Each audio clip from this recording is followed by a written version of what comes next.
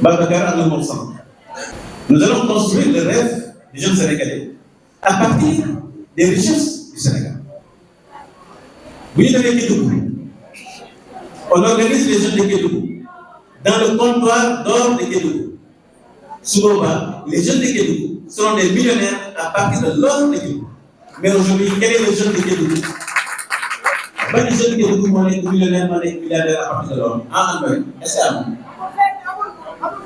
waaw nga toog ci or ba pare bëgg nekk wala gaañ dama ni suñu jigéen bi bu ñu ne dañuy tayle suñu bourse wala dañuy tayle suñu takkaay foog ko tey dañuy jox xalaat waaw noo mën a toogee ci 20 tonnes d'or chaque année ba pare ces jeunes prennent la pirogue pour aller à l'étranger. C'est pourquoi Allemagne, les jeunes de Kédougou, nous allons les organiser pour qu'ils soient des acteurs de la chaîne de valeur or, transformation, togo or, filage, bijoutage, jusqu'à la sécurité.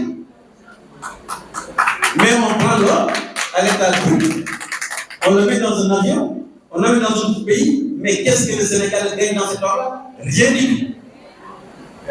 Nous, c'est ça qu'on va changer. L'immense du or, on l'a également dit gagné.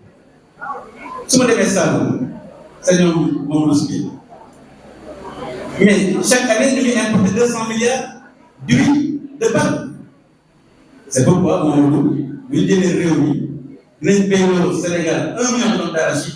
Ça fait 200 milliards pour les paysans du salon, du parole, mais également des irrigations. Ce moment-là, les 200 milliards, ils ont été créés pour dire que l'industrie sénégalaise, le commerçant sénégalais et les paysans du salon. Le rêve du jeune sénégalais. C'est également le fer de la farine. Là aussi, les 850 millions de tonnes de fer, nous n'allons pas entrer dans les conflits avec des partenaires. Nous allons chercher un partenaire technologique très fort pour le raffinage industriel du fer. En ce moment, nous aurons des jeunes Sénégalais qui seront des monteurs de véhicules, qui seront également des monteurs de plans électroménagers, parce que la matière première sera aussi.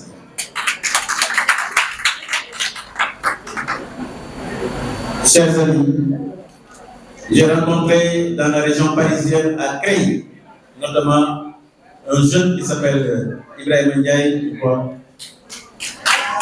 Il était chef d'entreprise. Il est informaticien à la SNCF.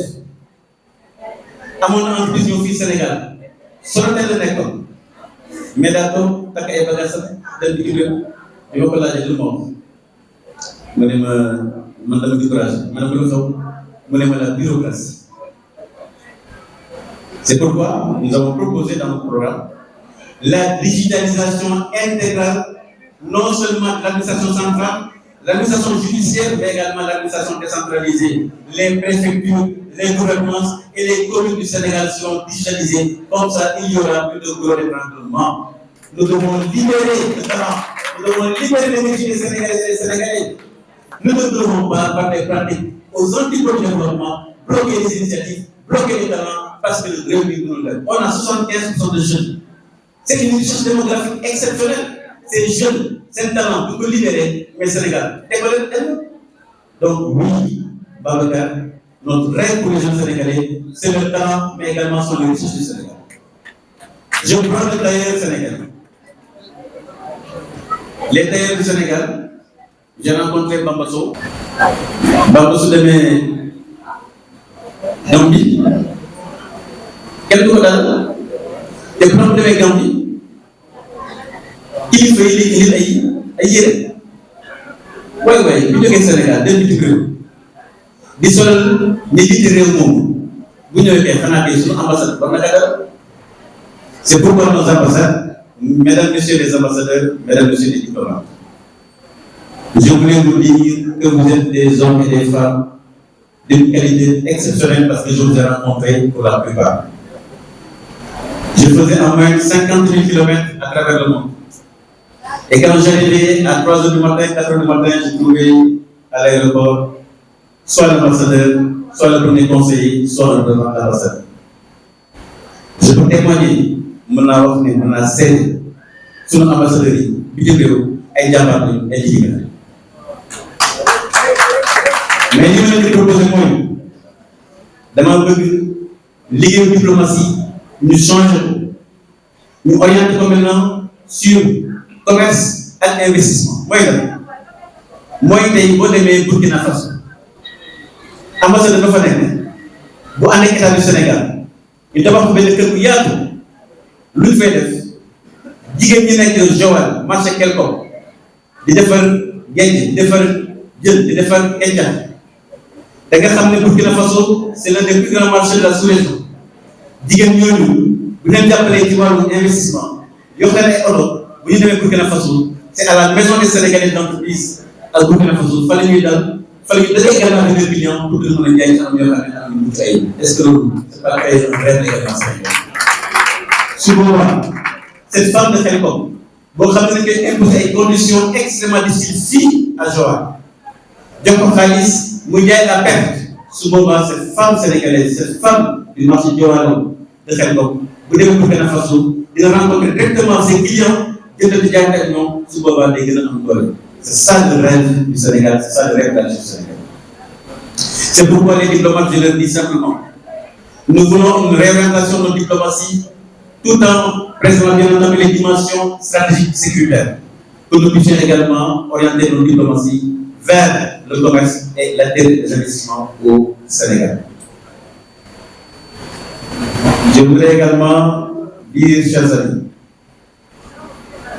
nos pêcheurs de Guet-Ndar, goxu Mbàcc ñu fa àndee ma professeur Dior ak Mamadou Diop mi demee goxu Mbàcc les pêcheurs dañu ne bu ñu demee géej ci le langage de Guet-Ndar mais il y a plus de ressources.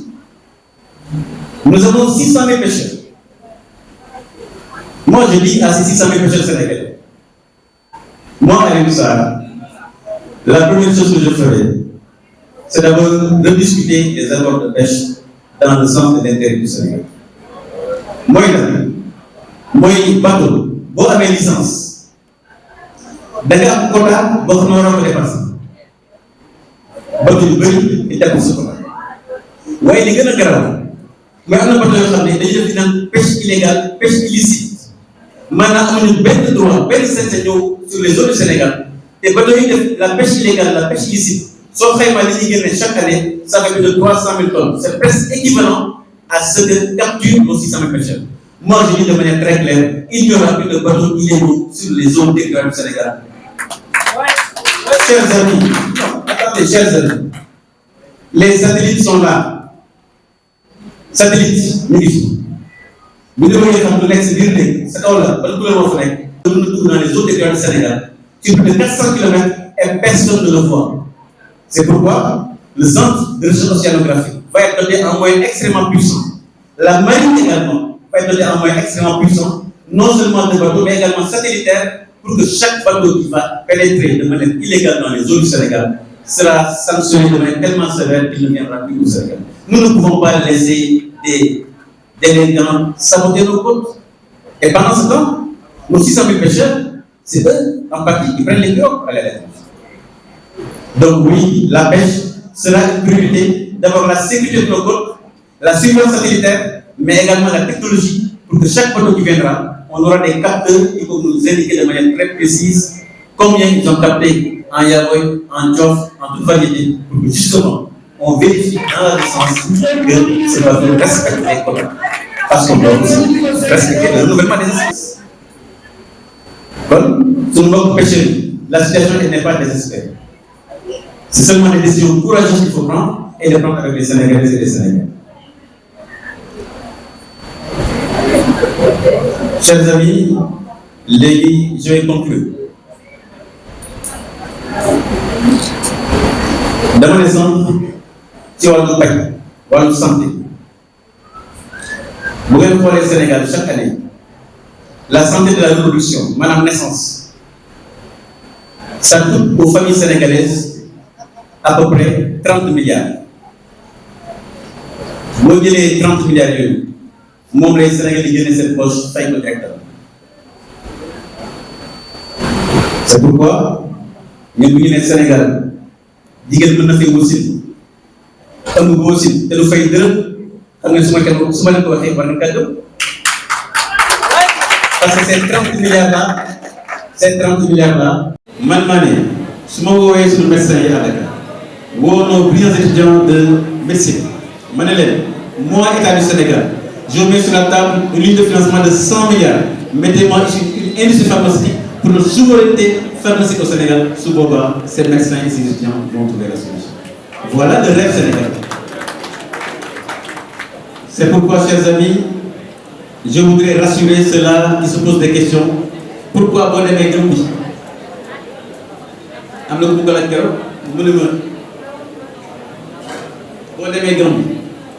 Nos voisins, sauf février,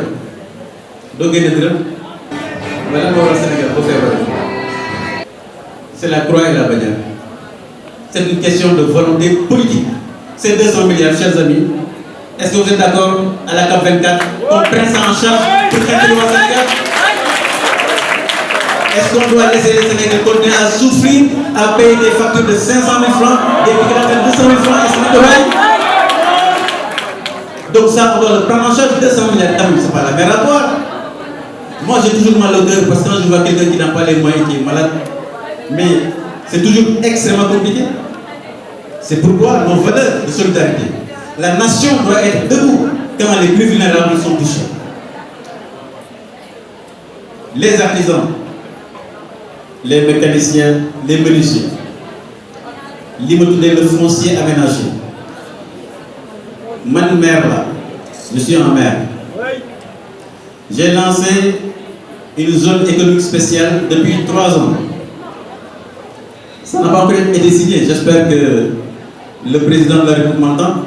Moi je dis simplement, quand une commune fait un aménagement pour ses entreprises, on doit l'accompagner. C'est pourquoi nous allons proposer, si nous sommes élus en 2024, dans chaque commune du Sénégal qui va faire un lotissement, désormais il y aura du foncier aménagé pour les artisans.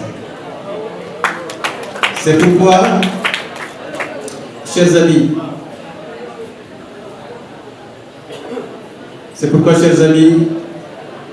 je voudrais conclure mes propos sur la sécurité. Parce que le terrorisme est à nos portes. Il ne faut pas se faire des... faut pas penser que ça n'existe pas. Et un État, c'est très sérieux. C'est pourquoi je voudrais dire simplement,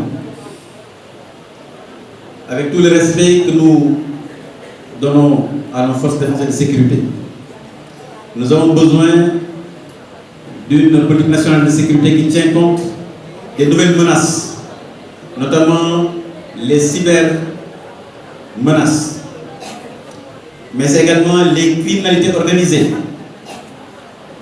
Mais aussi c'est la sécurité de nos ressortissants qui sont à l'étranger.